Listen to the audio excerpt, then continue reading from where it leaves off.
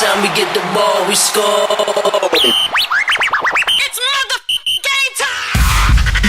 It's time, baby. Hoodblitz. Where the cleats meet the streets. Right here with DJ Scream and Phillip Dukes. Whoa, touchdown!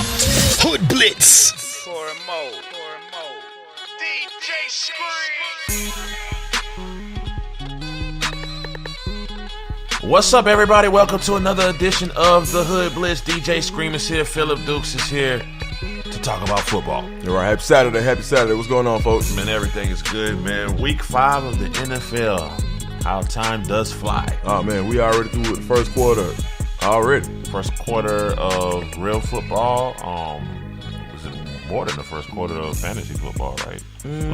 First quarter, yeah. Yeah, about depending first how your quarter. league is set up. Yeah, definitely, yeah.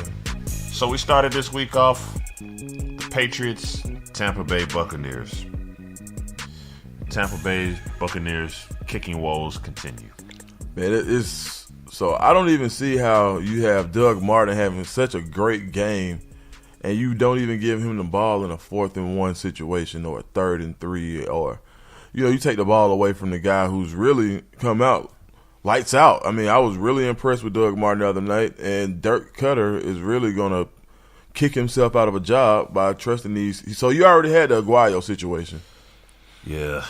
Then you come back and you sign Nick Folk. Okay, last week he misses 2 field goals. Yeah. This week you put him in position for 3 field goals and he goes 0 for 3. He should be fired. Yes, he definitely should be fired. There's 2 issues. They're bringing kickers in to work out actually tomorrow. Yeah. Right? They're not even waiting till Monday. They're bringing kickers to work them out, but the guys that they're naming are not that remarkable. And the crazy thing, and I actually saw some of the tape, is Nick Folk is drilling these in practice. You just can't do it under pressure. Yeah, it's I don't know, maybe the curse of the Tampa Bay kickers, man. You want to go all the way back to what's my man, Grammatica? Well, I think it's sacrilege to draft. I think it's bad to draft a kicker as early as they did in the draft. Like, I think it's bad for Gallo. Right. They thought he was transcendent. They thought he may have been because he was like the most successful. Right. They thought he was the next Steven Gostkowski. He's not. Or, I mean, the highest drafted kicker I've ever seen was Janikowski, I think. Right. Yeah. So, and you see with Janikowski, he's almost at 20 years in the league. So I get what they were trying to do, but don't compound a mistake by making even more mistakes. Yeah. And so you go out and you sign a Nick Folk, and I'm not saying he's a horrible kicker, like you said. He was drilling them in practice, but I think there's some type of curse in Tampa Bay with kickers. Yeah, I don't get it, but hey, I'm happy about that because they're in the NFC South. Yeah, and I hope they keep signing bad kickers who keep missing field goals and Well, help the Falcons become successful. We saw what it was for what it was. I think that Tampa Bay still has that good young team. However, when it comes down to if they make the playoffs and when it comes down to a championship type of game, playing a team like the Patriots, the current champions, then you kind of see like Tampa Bay, you kind of broke down a little bit. Yeah, I mean, they did, and the game could have been a lot closer. I do want to give props to the Tampa Bay defense because definitely nobody has stopped New England's offense all year. They held them to 19 points. Put hands on Brady, too. Yeah, they got to Brady. They played fast and physical, and the cornerbacks really did a great job in a lot of situations. You're going to lose some. You're going to lose some to Brady. You're going to lose some to a Brandon Cooks. You're going to lose some to a Hogan. But, they switched the coverages, and they did well in man, and I think they did a good job. But as you can see, the champions are the champions for a reason. They find ways to win, which they did again. But I did see some things that I think the Falcons can exploit when we see them in a couple of weeks. The trend of winning without Gronk continues for the Patriots. It's Next crazy. man up. They didn't even really target tight ends that day. They didn't throw one ball to Dwayne Allen? Not one at all. Not one. Wow. I almost picked them up in DraftKings thinking I was going to make a sneaky play, and I'm glad I didn't. But I did pick up Chris Hogan. Chris Hogan, man, I actually had Chris Hogan on my roster. He was on my bench when he was with Buffalo, man. I think Hogan is Amish for touchdown. He is a touchdown machine this year. Man, yeah, every game, right? I think he scored a touchdown in every game. That's amazing. He's the guy. Joe, you got Chris Hogan, don't you? I do. This week. Wait, right. You want to trade him for I'll give you Brian Hoyer, man. Give you Brian Hoyer, man. Right. Week 5 kicks off tomorrow. The battle of the 0-4 teams is going down. Los Angeles Chargers and the New York Giants. Is this not like the biggest surprise in the NFL? Like, who saw the Chargers and the Giants coming into this game being 0-4? 0-8 total. Like, that's crazy to me. I really thought that Melvin Gordon was going to take off. I talked about it all summer, and guess what? He hasn't taken off anything. I still think Melvin will be fine. The Chargers have become great at barely losing games. Like that's their thing. Like, it's becoming a thing. Like, we almost won. I mean, if almost counted for anything, yeah, they would be the almost champions. Exactly. That's the thing with the Chargers. They just can't close it off. It seems like they're always playing from behind. Man, which is never a good feeling.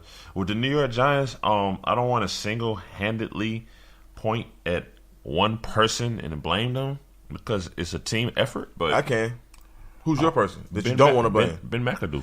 Ding ding, ding ding ding, the ding ding ding. He is horrible. He's horrible.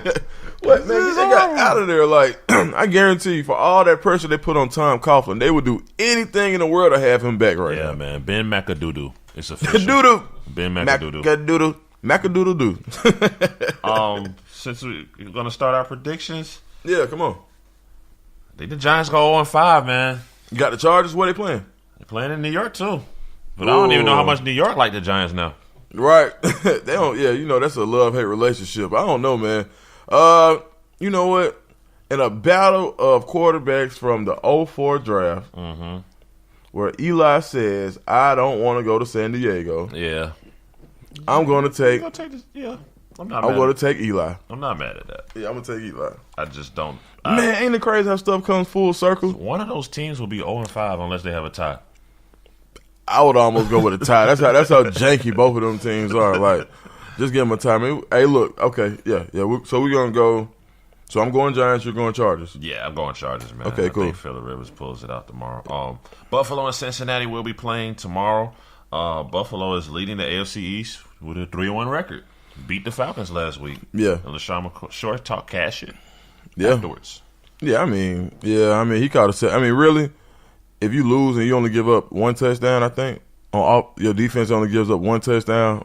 I think in the NFL you should be able to win those type of games. I think the Falcons gave them that game with a lot of bad execution of play calls. They were very unlucky with the injury bug. So yeah, I'm going with the Bengals on this one because since they have made the offensive coordinator change and inserted Joe Mixon in the lineup, that offense has been a lot more potent. I don't think Buffalo can stay at that rate of defensive luckiness with the bad calls that they've been getting, and especially since Shady's been talking shit. I think the Bengals are probably going to make this a statement game to say, hey, we're not dead yet. So, yeah, give me the Bengals. In all of my fantasy leagues, I have the Buffalo Bills defense.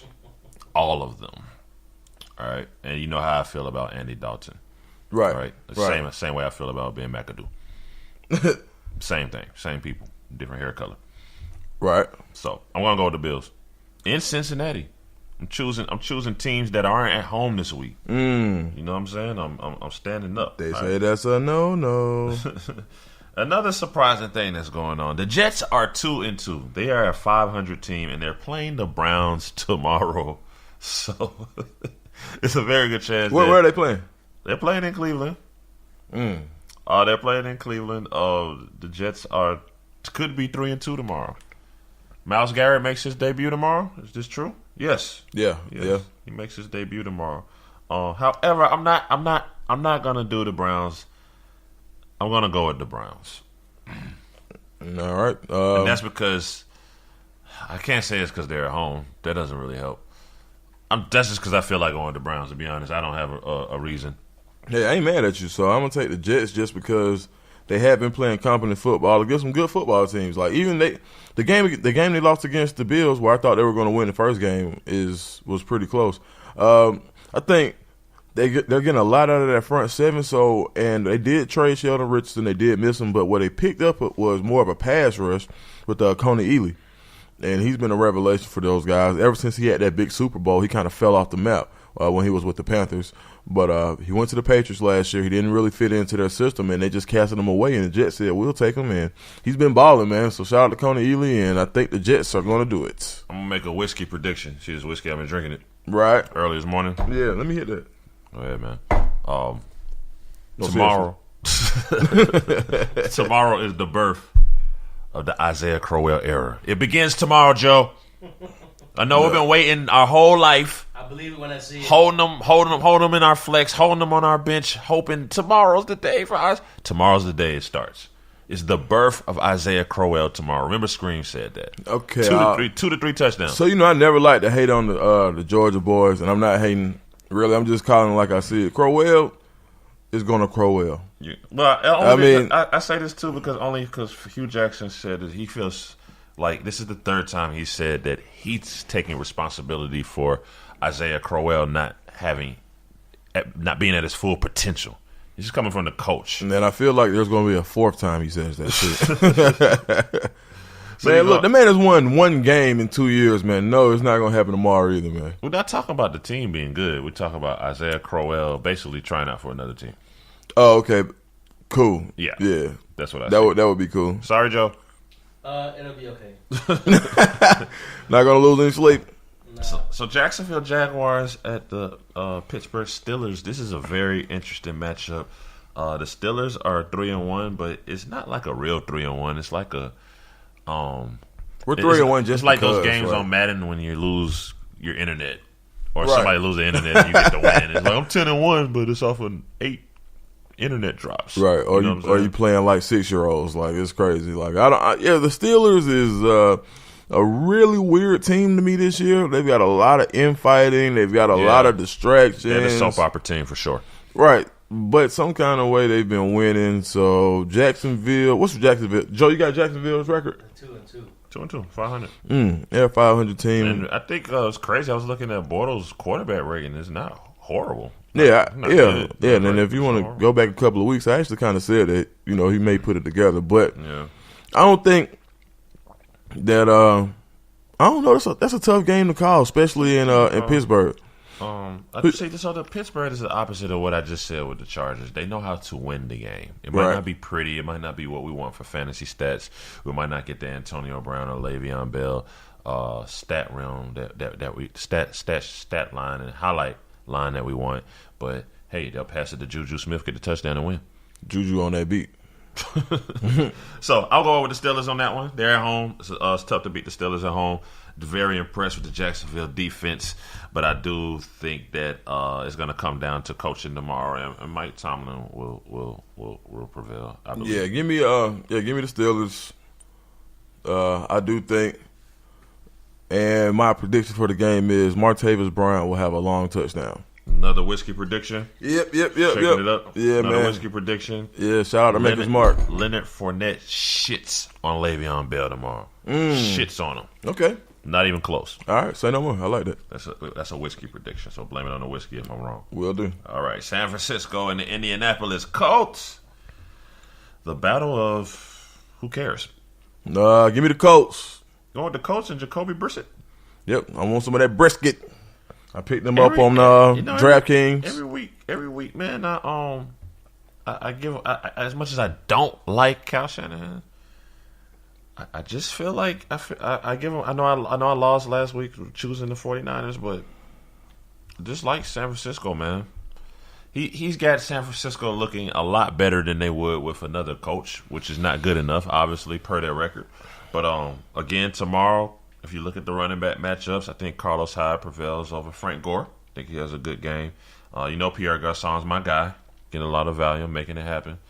I like San Francisco. Yeah, you probably like a lot of things in San Francisco.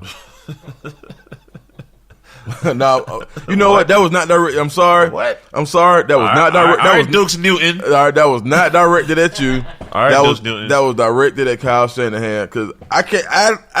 It hurts me to hear you talk about Kyle Shanahan. No, I don't like him. I'm telling you, I don't like him. Well, sound like it. But I don't like him. I despise him. But you have to keep saying it. You have to look at what he did for the Falcons last year. Yeah, he cost us the goddamn Super Bowl at the end. But you have to. What I was saying is, I don't like Tom Brady either, right? Right. But we know what he is. We have to give him credit for what he is. All right. So let's just say this: Kyle Shanahan walks through the door right now. Yeah. And says, "Hello, DJ Scream." I'll say fuck you. Okay, good. All right, there we go. Personally, if it says personally, it's the same thing. Like going back to the Kobe Bryant theory. Right. Don't want to hang out with Kobe. Right. But I put my money on him. You feel what I'm saying? I'm going